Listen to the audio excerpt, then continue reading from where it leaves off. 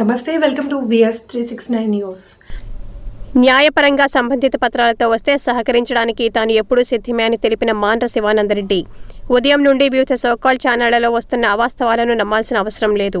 CCS పోలీసులు రావడం వాస్తవం. కానీ వారు ఎటువంటి వారెంట్ కానీ నోటీస్ కానీ ఇవ్వకుండా మీరు హైదరాబాద్కు రండి, అక్కడ దీనికి సంబంధించిన నోటీసులు ఇస్తామని చెప్పడం జరిగినది.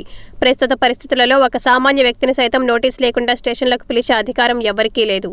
సంబంధం లేని అక్యూజ్డ్గా పేరు కూడా లేని కేసులో అధికారులు అత్యుత్సాహం ప్రదర్శించడం విడ్డూరం.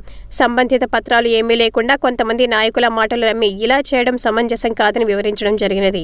సంబంధిత పత్రాలతో వస్తే అన్ని విధాలా సహకరించడానికి తాను ఎప్పుడూ సిద్ధంగా ఉంటానని తెలిపిన Nandyal parliament TDP in charge Mandra Shivananda Reddy న్యాయవాదులు సైతం అడిగిన ప్రశ్నలకు సమాధానం చెప్పే పరిస్థితులలో అక్కడకు వచ్చిన అధికారులు లేకపోవడం గమనార్హం.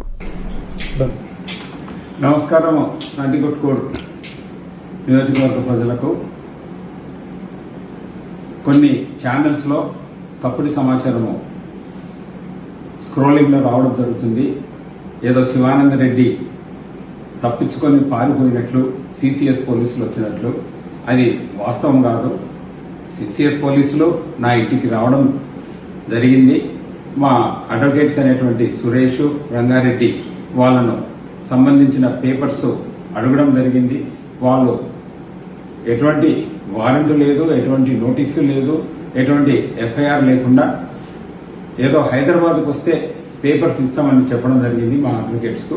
మా అడ్వకేట్స్ వాళ్ళకు క్లియర్గా చెప్పినారు, మీ దగ్గర ఏదన్నా పేపర్స్ ఇస్తే మేము అన్ని విధాలా సహకరిస్తామని. వాళ్ళు ఏ పేపర్స్ ప్రొడ్యూస్ చేయలేదు. సో అందుకని శివానందరెడ్డి కూడా వాళ్ళకు సహకరించలేదు. వాళ్ళు ఏదైనా పేపర్స్ తీసుకొని వస్తే ఖచ్చితంగా నేను అన్ని విధాల ఇన్వెస్టిగేషన్కు సహకరిస్తాను.